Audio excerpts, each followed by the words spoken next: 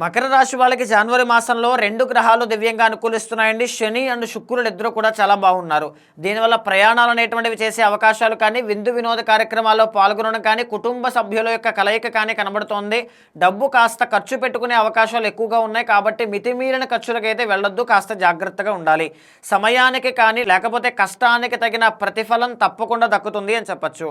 ఈ మాసంలో అనారోగ్యము అనేటువంటిది కనబడుతోంది, కాస్త కేర్ఫుల్గా ఉండాలండి.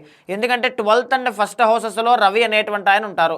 15వ తారీఖు దాకా మీకు హెల్త్ ఇష్యూస్ వచ్చే అవకాశాలు కానీ, పనుల్లో పెండింగ్ అనేటువంటిది పడడం కానీ, ముఖ్యమైన పనుల్లో ఆటంకాలు రావడం కానీ, ఎంత కష్టపడినా పని పూర్తవ్వకపోవడం కానీ ఇలాంటివి కనబడతాయి. కాన్ఫిడెన్స్ లేకపోవడం కానీ ఇలాంటివి అనమాట. లేకపోతే సమయానికి భోజనం చేయకపోవడం, దానివల్ల వచ్చే హెల్త్ ఇష్యూస్ కనబడుతూ ఉంటాయి. మకర సంక్రాంతి తర్వాత జన్మంలోకి రవి వస్తారు కాబట్టి ఆ టైంలో ఏం జరుగుతుందంటే ఆవేశంలో, కోపంలో, తొందరపాటులో నిర్ణయాలు తీసుకోవడం వల్ల కొన్ని అవకాశాలు చేజారిపోతాయి కాబట్టి జాగ్రత్తగా ఉండాలి. జన్మంలో కుజుడు అనేటువంటి ఆయన మకర సంక్రాంతి తర్వాత కనబడతారు. ఎగ్జాల్టేషన్లో ఉంటారండి పైగా. దీనివల్ల ప్రయాణాల విషయంలో జాగ్రత్త, చిన్న చిన్న గాయాలు అయ్యే అవకాశం ఉంటుంది, చూసుకోండి.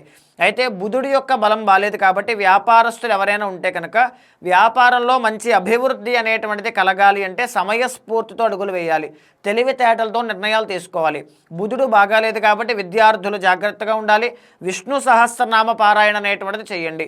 మితిమీరిన ఖర్చులు ఇబ్బంది పెడతాయి ఈ మాసంలో, చూసుకోండి. మానసిక ఒత్తిడికి గురయ్యే అవకాశాలు కనబడుతూ ఉన్నాయి. మంగళవారం రోజున సుబ్రహ్మణ్య స్వామి వారి యొక్క దర్శనం చేసుకోవడం ఈ మాసంలో మీకు చాలా మంచిదండి. గురుబలము అనేటువంటి తెలియదు కాబట్టి గురువారము దత్తాత్రేయ స్వామి ఆరాధన కానీ, ఇంట్లో చిత్రపటానికి నమస్కారం చేసుకోవడం, శ్లోకాలు చదువుకోవడం లాంటివి చేయండి. మంచి శుభ ఫలితాలు అనేటువంటివి మకర రాశి వాళ్ళు ఈ మాసంలో చూస్తారు.